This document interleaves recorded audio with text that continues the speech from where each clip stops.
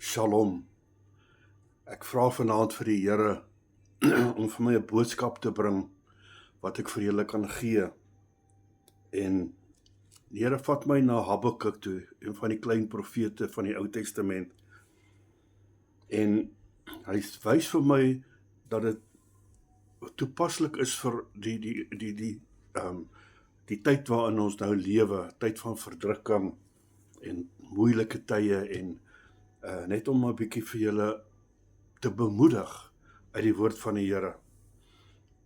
En ek kyk so en Habakuk was bekommerd oor die geweld en die onreg in die volkewêreld en hy het voor God gaan bid. Hy sê, hoe lank, o Here, roep ek om hulp?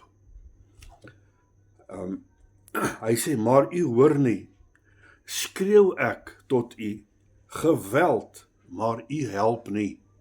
Want ons moet verstaan, God werk op sy eie tyd. En ons kan niks daaraan doen nie. Ons kan vra vir hulp, en ons kan glo en vertrou, maar alles sal gebeur op God se bestemde tyd. Hier het Habakuk vir die volk ingetree, en hy het God gesmeek om vir hulle uitkoms te gee. Dit was in die jare toe die Israeliete verstrooid is, as gevolg van hulle ongehoorsaamheid natuurlik. Maar hulle is almal weggeneem in verskillende rigtings, in verskillende plekke, maar Habakuk se groot bekommernis was oor die besonderse geweld van die Galdeërs. Dit was die wreedste volk in daardie tyd. Ek kan vir julle voorbeelde gee van wat hulle aan mense gedoen het, maar ek wil dit nie doen nie, maar hulle was die wreedste mense. Hulle het niks gevoel vir 'n volgende persoon nie. Hulle was absoluut gevoelloos. Erger as diere, so was hulle. Nou vra Habakuk, hy sê, God, laat u die geweld seevier. Hy vra eintlik vir God, is dit wat sy volk nou deurgaan regtig, die straf wat hulle moet deurgaan, is die wegvoer uit die land, die verbanning, die ballingskap, is dit nie genoeg straf vir wat die volk gedoen het nie. En hy vra die Here, hy soebat, en hy pleit by die Here, om in te gryp, om hierdie ding om te draai. Dan in hoofstuk 2 antwoord die Here hom, en die Here sê vir hom, hier so in vers 4, hy sê, kyk, sy siel is opgeblaase in hom, en nie reg nie, hy praat nou van die onregverdige teenoor die regverdige. Hy sê, hy praat van die onregverdige is, kyk, sy siel is opgeblaase in hom, en nie reg nie, maar die regverdige, deur sy geloof sal hy lewe. So wat die Here eintlik vir Habakuk sê is, behou jou geloof en jy sal lewe. Dit is al wat die Here eintlik van ons vra in vandag se lewe. Ons is vandag ook onder verdrukking. Ons ly ook smart, ons kry ook swaar, maar die ergste lê nog voor. Maar die Here sê vir ons vanaand, behou jou geloof, want die regverdige sal deur sy geloof lewe. Dan praat die Here hierso van die mense wat, hy praat eintlik van die verdrukkers, hierso in vers 9, hy sê daar, wee hom wat vuil gewin maak vir sy huis. Vuil gewin, dit is absoluut aan die orde van die dag, korrupsie. Hy sê, wee hom wat 'n stad bou met bloed en 'n vesting stig deur onreg. Vandag se tyd, dit is wat ons nou sien, dit is wat nou gebeur in ons lewe, né? Hy sê hierso, wee hom wat aan sy naaste drank gee, wat jou gif daarmee meng, en hulle ook dronk maak, om hulle naaktheid te aanskou. Wee hom. Dit is nie baie goed nie. Niemand wil daar in daai kategorie val voor God se oë nie. Hy sê ook, wee hom wat vir 'n stuk hout sê, word wakker, vir 'n dooie klip ontwaak. Kan hy 'n mens leer? Kyk, hy is oortrek met goud en silwer, en daar is geen gees in sy binneste nie. Nee, dit is afgoderry, mense wat met afgoderry te doen het. Daardie afgod van hom het geen krag nie, absoluut geen krag nie. Dan gaan Habakuk weer voor God en hy gaan bid. Uiteindelik gaan sy gebed is in die vorm van 'n lied wat hy tot God rig, né?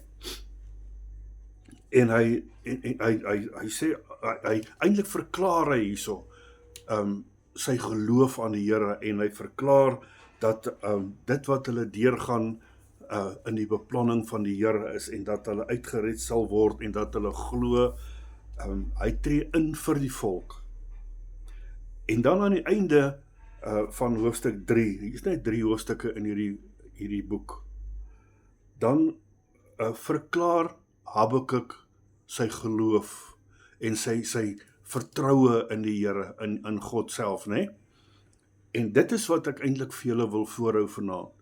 In die tyd waar ons nou lewe, waar alles so duur word en daar is die brandstof nou weer op en krag gaan op en alles gaan op as gevolg van brandstof, want die vervoer, die transport van dinge raak nou duurder. En ondanks al hierdie goed wat hier gebeur het, waar God vir hom gesê het, hoe hy gaan die vyand verslaan, wat sy volk onderdruk.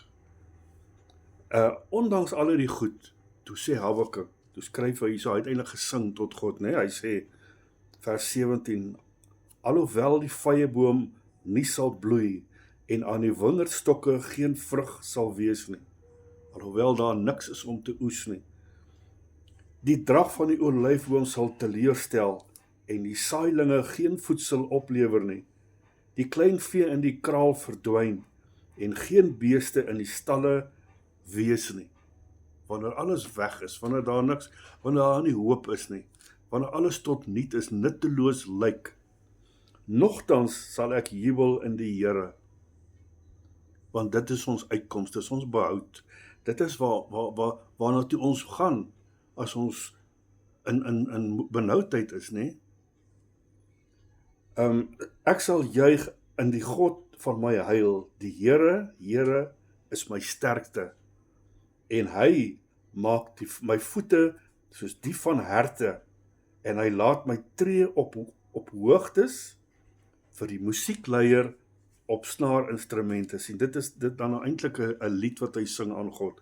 En ons sing ook daardie lied in die kerk. Ons het selfde ding wat ons tot God rig. En wanneer ons dit sing, dan moet ons dit sing uit die hart uit, né? Dit help nou nie, ons gaan net die woorde sing omdat ons dit ken nie, maar dit is 'n verklaring wat ons maak tot God, dat alhoewel die vyeboom nie sal bloei nie, en hoewel die pryse van alles opgaan, en hoewel die salarisse dieselfde bly, nogtans sal ek jubel in die Here, want hy is ons sterkte, hy is ons toevlug, hy is ons uitredding, hy sal ons red in al hierdie situasies, want, maar die regverdige, deur sy geloof, sal hy lewe. Dit is vanaand my boodskap aan elke een wat my stem hoor. Mag vanaand jy ook God jou sterkte maak, laat jy 'n regverdige sal wees, en jou geloof sal jou red, deur jou geloof sal jy lewe. In God die Almagtige, die skepper van die hemel en die aarde, dit is waar ons uitvlug het, dis waar ons toekoms in lê, dis waar ons bevryding en ons redding in is. Hierdie Habakuk is in die Ou Testament, is een van die klein profete wat hier praat, en daardie jare al het hy besef, het Habakuk geweet, as al hierdie verdrukkings wat hier is, al hierdie onheil, al hierdie dinge wat op hulle afkom, is vir my duidelik dat Habakuk in vrees gelewe het. Hy was bang vir al hierdie goed wat gebeur het, en vir sy volk se onthaalwe, maar ja, Habakuk het geweet, God sal hulle uitred. Alles lê in die hande van sy God, wat sy gesalfdes en sy uitverkore volk sal hanteer en sal uitred. Mag die Here se seën op julle wees, mag julle sy voete bly, en mag die Here vir julle seën. Shalom.